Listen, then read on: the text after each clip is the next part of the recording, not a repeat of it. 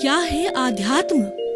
दर्शन, चिंतन धारा, विद्या या संस्कृति की परंपरागत विरासत। आध्यात्म दर्शन यानी जीवन का शाश्वत सत्य। मानव जीवन से जुड़े शाश्वत सत्यों को जानिए और समझिए उपासक डॉक्टर सोहन राज तातेड़ से हमारे खास कार्यक्रम आत्मविज्ञान में। आत्मविज्ञान यानी सही दृष्टि, सही सोच। भाई और बहनों, मातृशक्ति को नमन। स्टूडियो में आपका हार्दिक स्वागत है, अभिनंदन है, सत्कार है। आत्मविज्ञान साइंस ऑफ द सोल कार्यक्रम के अंतर्गत हम आपको सही दृष्टि, सही सोच देते हैं।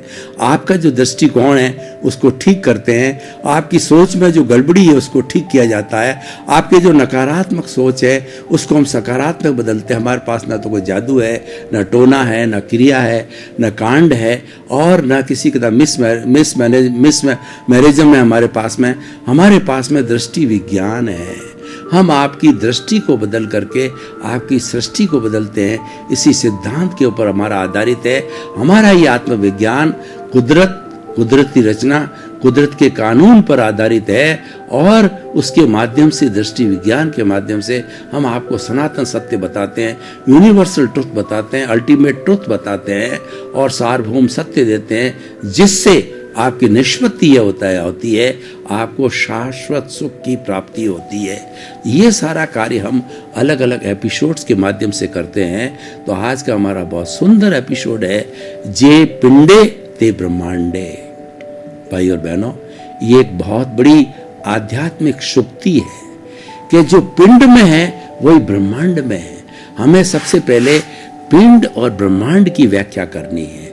ब्रह्मांड, ये ब्रह्मांड है पूरा पर्यावरण, पूरा विश्व, पूरा जगत, पूरा संसार, पूरा वर्ल्ड, पूरी पृथ्वी, ये सारा ब्रह्मांड है। लोक कहा जा सकता है और उस लोक में ही प्राणी निवास करते हैं। लोक के बाहर एक अलोक है, उस अलोक के अंदर प्राणी निवास नहीं कर सकते क्योंकि वहां पर ऑक्सीजन नहीं है। वहाँ व्यक्ति को जीवित रहने के लिए जो चीज़ें हैं, जिसकी हम कुदरती रचना की बात करते हैं, वो कुदरती रचना वहाँ नहीं है। वहाँ केवल एक स्पेस है और बाकी के 5 तत्व नहीं है। इसलिए वो हमारे काम का नहीं है, वो खाली पड़ा है। तो उस ब्रह्मांड को जो है हम 2-3 दृष्टिकोण से डिफाइन करते हैं। पहले तो ये है कि ब्रह्मांड जो है वो किन तत्वों से बना हुआ है। ब्रह्मांड हमारा पंचभूतात्मक है। पूरी सृष्टि जो है 5 भूतों से बनी हुई है। पृथ्वी, जल, अग्नि, वायु और आकाश। इन 5 भूतों से इस सृष्टि में निवास करने वाले 84 लाख जीवा योनि, जो उत्पत्ति स्थान के जो जीव है, प्राणी हैं, वो यहाँ निवास करते हैं और उन प्राणियों की संख्या अनंत है। मैं उस संख्या में नहीं जाना चाहता।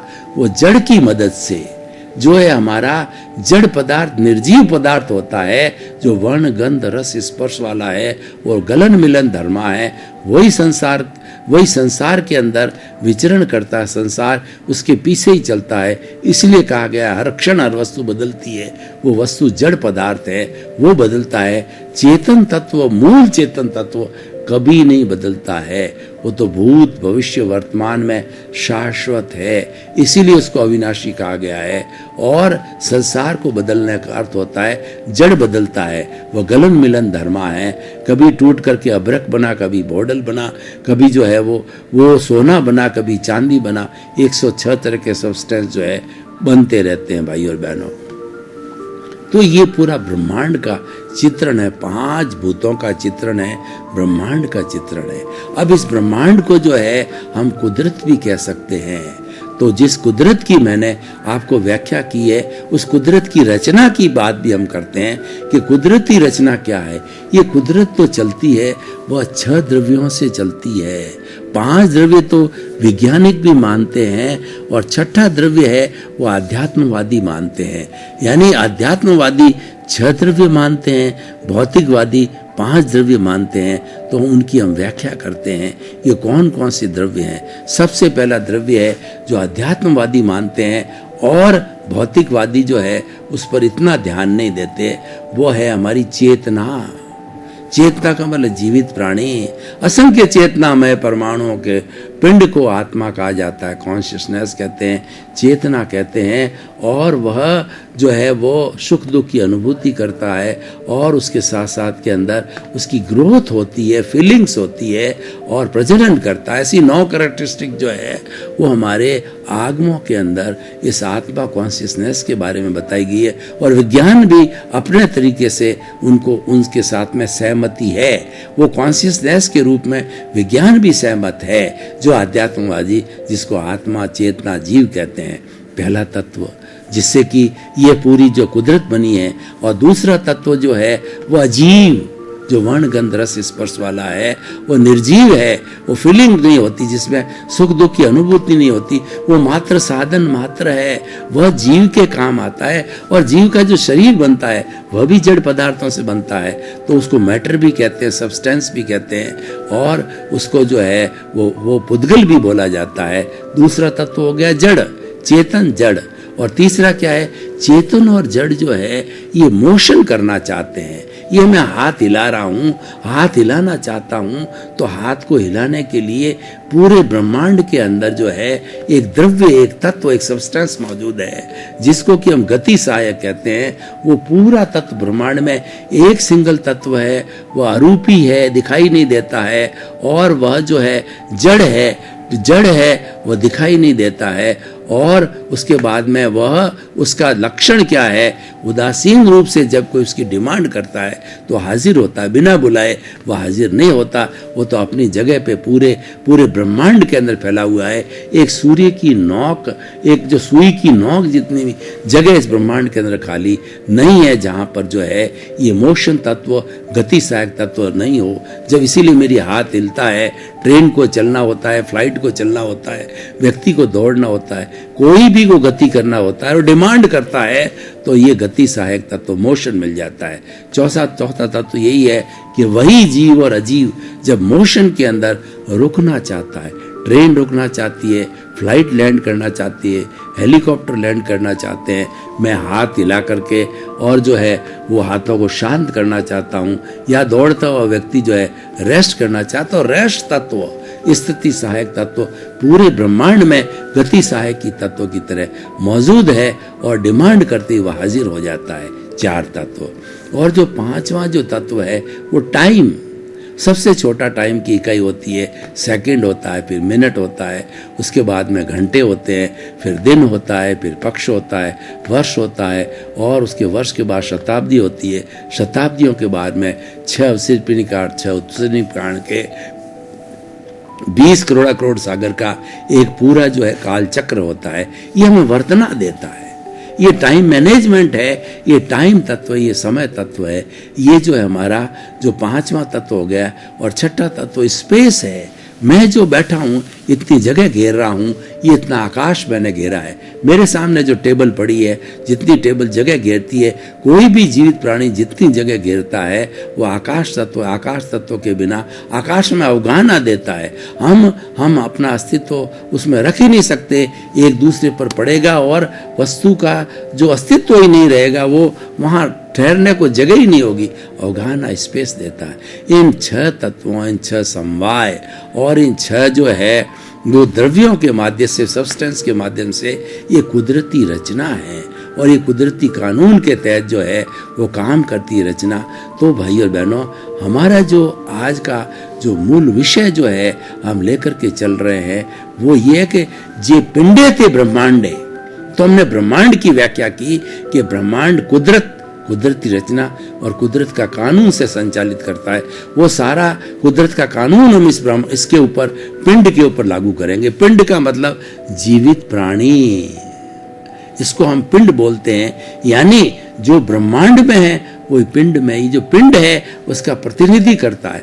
हर जीवित प्राणी इस ब्रह्मांड का प्रतिनिधि है, क्योंकि वो हलन चलन करता है, वो अनुभूति करता है, वो फीलिंग करता है। जड़ तो बेचारा पड़ा रहता है, जड़ का तो उपयोग करता है। ये जीवित प्राणी ही जड़ का उपयोग करता है। वो जड़ से ये शरीर बनता है, जड़ से ही रोटी, कपड़ा, मकान, शिक्षा, चिकित्सा, ये अन्य सुविधाएं हमारे को जड़ के रूप के अंदर ही मिलती है। तो इसीलिए जो है ये पिंड है, जो इस पिंड के अंदर है वही ब्रह्मांड में है, इस पिंड के अंदर क्या भरा पड़ा है, वो हम उसका चिंतन करते हैं। और ये पिंड किस तरीके से संचालित होता है, हमने कुदरती रचना की बात की है। कुदरत का कानून इस पिंड पे होता है, कुदरत का कानून इस पिंड को संचालित करता है। और जैसे कि वो हमारा ब्रह्मांड जो है वो पंचभूतात्मक है, वो 5 भूतों से पृथ्वी जल अग्नि वायु आकाश से ये पिंड बना है और इससे ही पोषित होता है। और जब पूरा समय आयुष्य कर्म के अनुसार इसका समाप्त हो जाता है तो ये पिंड है वापस जड़ में कन्वर्ट हो जाता है और जड़ में कन्वर्ट होकर के ब्रह्मांड में चला जाता है। जल करके ये पृथ्वी में, जल में, अग्नि में, वायु में और आकाश में मिल जाता है। और मिल करके जितने भी जीव अपने कर्म के अनुसार या भोग करके मरते हैं, तो लेकिन इस पूरे ब्रह्मांड की जो एनर्जी E=mc², जो विज्ञान ने जो बताया है कि इस पूरे ब्रह्मांड की एनर्जी कभी भी 1% भी नष्ट नहीं होती है। और जो ई मतलब एनर्जी, E=m का मतलब मास और c² कांस्टेंट, वो कांस्टेंट है, वो हर वक्त कांस्टेंट रहती है एनर्जी। और ये ठोस द्रव में बदलता है, द्रव गैस में बदलता है और गैस वाइब्रेशन से बदलता है।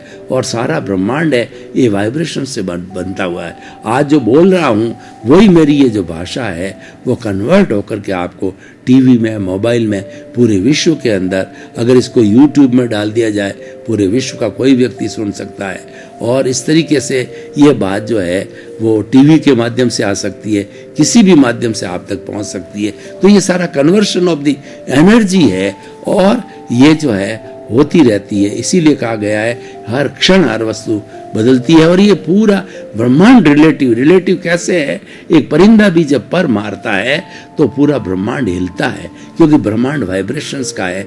जैसे हमारी मोबाइल का जो स्क्रीन है वो वाइब्रेशन से बना हुआ है, तो उसी तरीके से पूरा ब्रह्मांड वाइब्रेशन का है। और इस वाइब्रेशन को जिसने पढ़ा है, जो साइंस के विद्यार्थियों में, वो जानते हैं कि साइन थीटा, कॉस थीटा और वेव लेंथ और उसके बाद के अंदर जो है इसकी फ्रीक्वेंसी, वो सब जानते हैं। ये सारा नियम जो है ब्रह्मांड के ऊपर लागू होता है। तो ये हमने बताया, ये पिंड जो है इन 5 भूतों से बना हुआ है और 5 भूतों के साथ में 6 द्रव्य से ये कंट्रोल होता है। अब कुदरत के कानून की बात करते हैं, जो कि कुदरत का कानून है ब्रह्मांड के भी लागू होता है।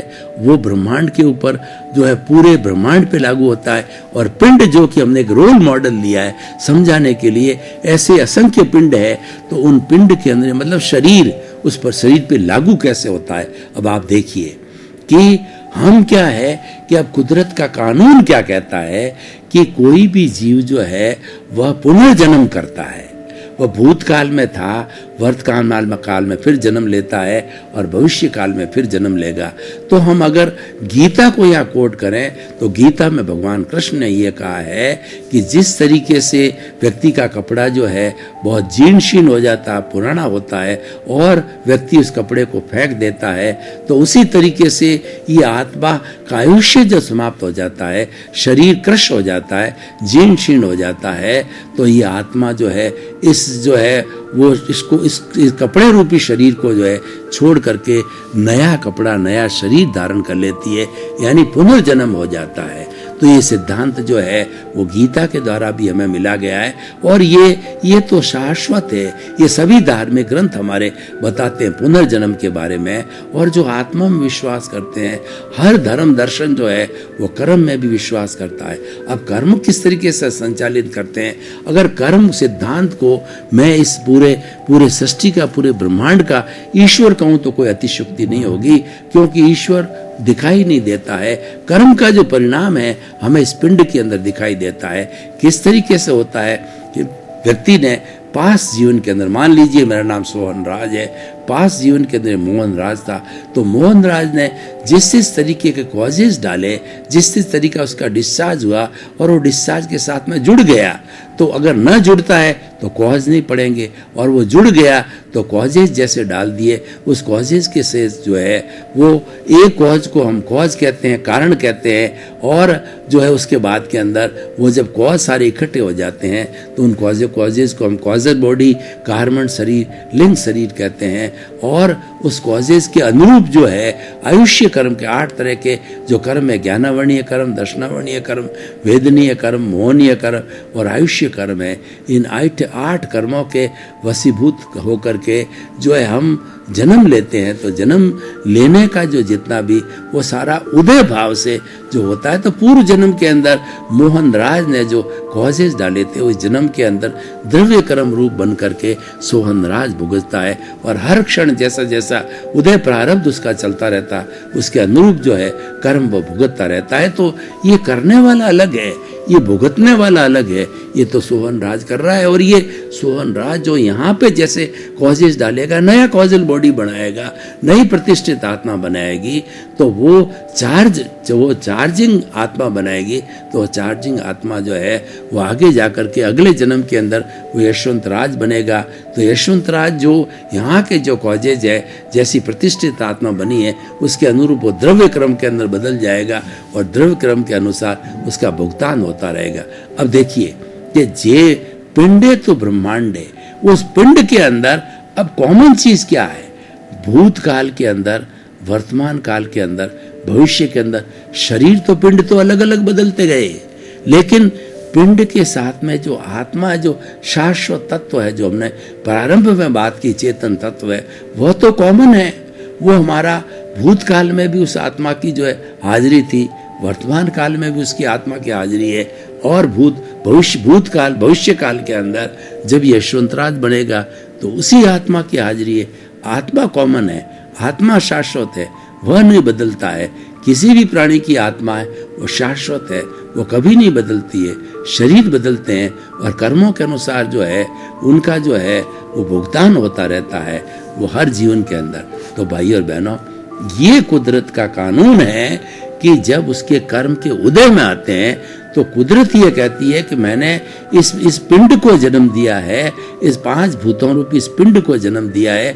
जन्म देते ही उसकी कुदरत की जिम्मेवारी हो जाती है कि जो भीतर से जो उपादान है उसका द्रव्य कर्म है, तो उस द्रव्य कर्म के अनुरूप निमित्त जुटाना, संजोग जुटाना, वह सब कुदरत करती है। इसलिए व्यवस्थित शक्ति और कुदरत एक ही बात है। कुदरत ही करता है, मनुष्य करता हो ही नहीं सकता। मनुष्य को कुदरत ने कर्ता बनने की कोई पावर नहीं दिया है, फिर भी वो कहता है कि मैं करता हूँ। ये बड़ा अज्ञान है, ये वेल्डिंग है, और इस अज्ञान, ये मिथ्यात्व है, ये मिथ्या दर्शन है, ये मिथ्या ज्ञान है।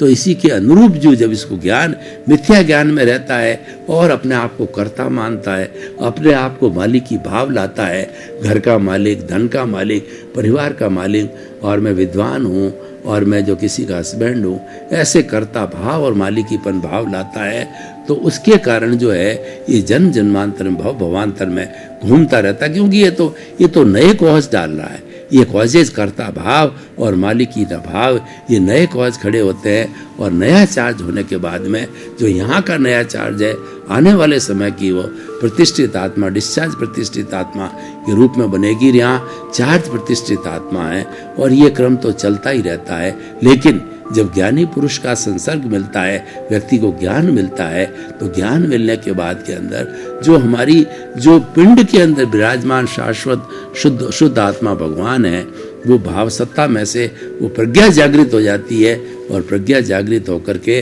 और इस पिंड को चेतना करवाती रहती है कि तू तो ज्ञान लिया हुआ है, तू तो ज्ञानी है, तू अपने ज्ञान के दायरे में आ जा।